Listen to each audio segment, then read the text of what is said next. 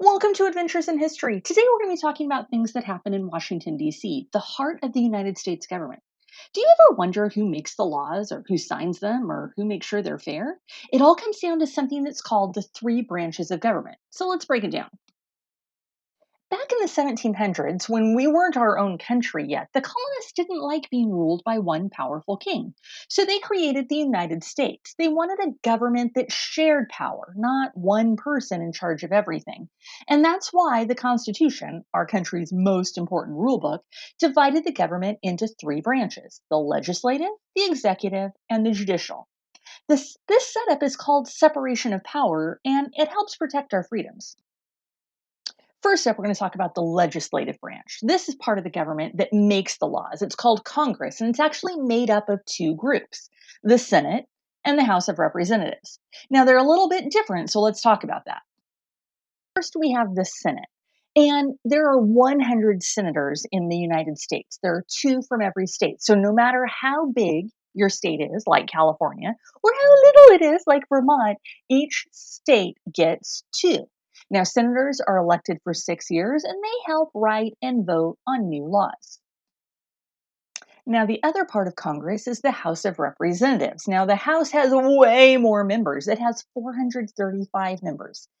And it is all based on the population of a state, how many people live in that state.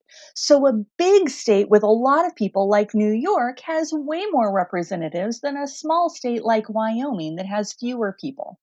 These lawmakers are elected every 2 years and they also help create laws.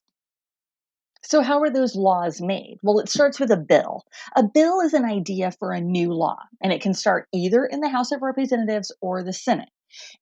And once one approves it, it goes to the other. If both sides say yes, the bill then goes to the president in the executive branch. The executive branch is the second branch we're going to talk about, and it makes sure people follow the laws. At the top of this branch is the President of the United States. The president lives in the White House and works with leaders from around the world and represents the American people. Being president carries a lot of responsibilities.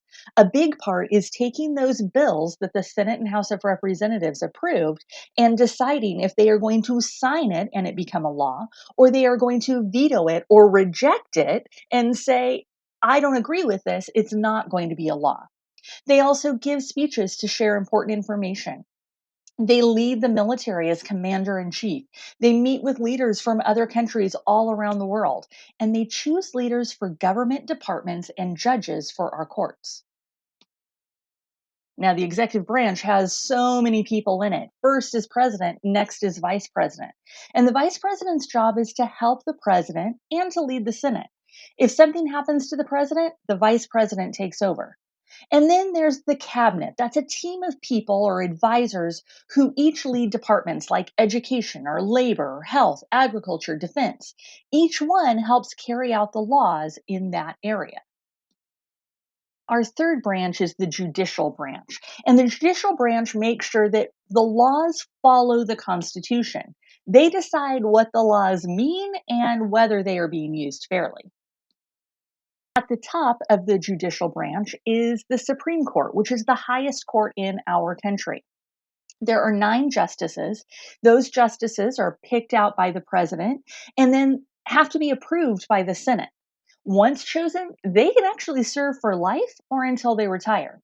When people or states have big disagreements about laws, the Supreme Court steps in and can make that final decision. And they don't take sides.